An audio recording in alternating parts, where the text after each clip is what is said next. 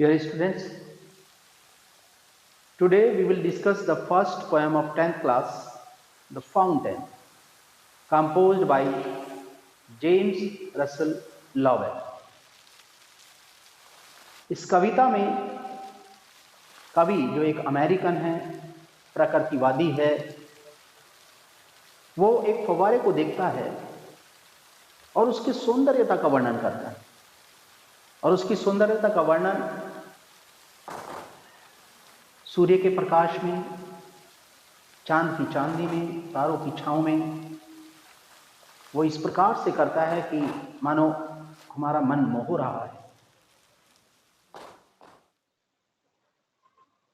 तो in the first stanza we will see the light of sun. क्या कहता है वो पहले स्टेंजा में, आइए देखें। Into the sunshine full of the light, leaping and flashing from morn till night। अर्थात into the sunshine full of the light, सूर्य के पूर्ण प्रकाश में leaping and flashing, उछल रहा है और तेजी से चमक रहा है। from morn till night, सुबह से लेके शाम तक। in the second stanza, into the moonlight whiter than snow, waving so flower like when the winds blow। अर्थात चंद्रमा की चांदनी में whiter than snow, जो बर्फ से भी ज्यादा सफेद है। waving so flower like, वह एक फूल की तरह हिल रहा है। when the winds blow, कब? जब हवा बहती है, जब हवा चलती है। In the third stanza, into the starlight rushing in spray, happy at midnight, happy by day। तारों की छांव में, into the starlight means तारों की छांव में, rushing in spray, जो तेजी से फुहार की तरह बन रही। Happy at midnight, happy by day, आधी रात में भी खुश नजर आता है और आधी रात के साथ साथ दिन भर भी खुश रहता है। ये तो था तीनों स्टेंजा में सूर्य की रोशनी में कैसा दिखता है, चंद्रमा की चांदनी में कैसा दिखता है, तारों की छांव में वो कैसा प्रतीत होता है, कैसा वो खुद अनुभव करता है। In the fourth stanza, ever in motion, blithesome and cherry, still climbing heavenward, never a weary। अर्थात एवर इन मोशन, हमेशा गतिशील रहता है। blithesome and cherry, खुश रहता है और प्रसन्नचित्त रहता है, अर्थात पूर्ण रूप से आनंदित रहता है। स्टिल क्लाइंबिंग heavenward, हमेशा ऊपर की ओर चढ़ता रहता है। हेवनवार्ड से तात्पर्य यहां स्वर्ग की ओर, आसमान की ओर से है। हमेशा ऊपर की ओर बढ़ता रहता है। नेवर अ weary, और कभी नहीं थकता। ग्लैड ऑफ ऑल वेदर्स, सभी मौसम में खुश नजर आता है।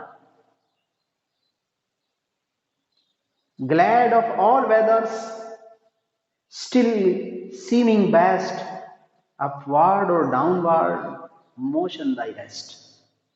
अर्थात सारे मौसम में खुश नजर आता है,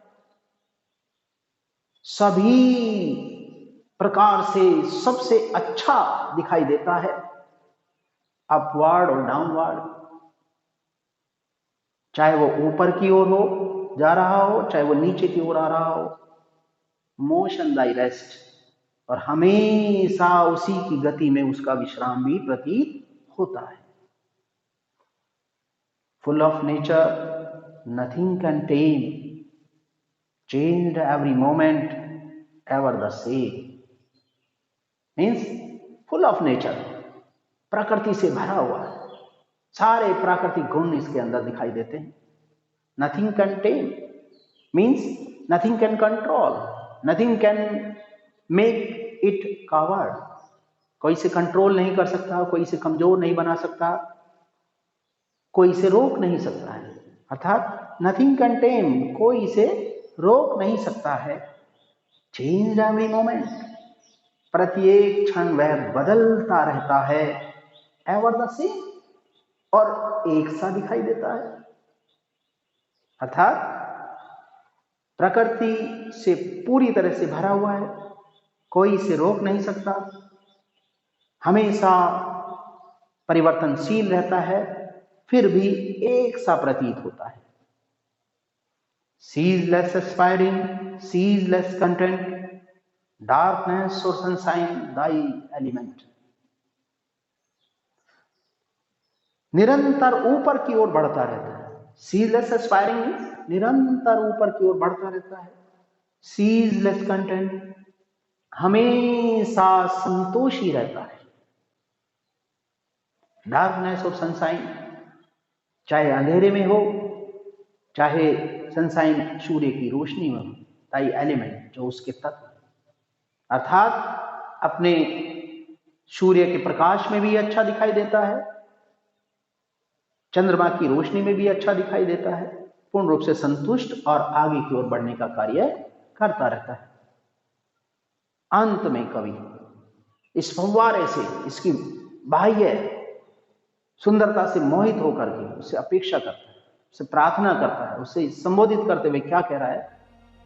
ग्लोरियस फाउंटेन, हे शानदार फव्वारे, लेट माई हार्ट बी, मेरे हृदय को भी ऐसा ही बना दो, फ्रेश, चेंजफुल, कांस्टेंट, तरोताजा, परिवर्तनशील और स्थिर, अपवार्ड लाइक दी, जैसा कि आप बाहर से दिखाई देते। तो बच्चों, मैं समझता हूं कि ये पोयम या उसका हिंदी रूपांतरण या उसके अंदर का मैटर जो भी सेंट्रल आइडिया के रूप में या विचारों के रूप में बताया गया है, वो आपको समझ में आया होगा। तो ये फव्वारे के द्वारा कवि ने जो सुंदरता का वर्णन किया है, क्लियर हो गया होगा। Thank you.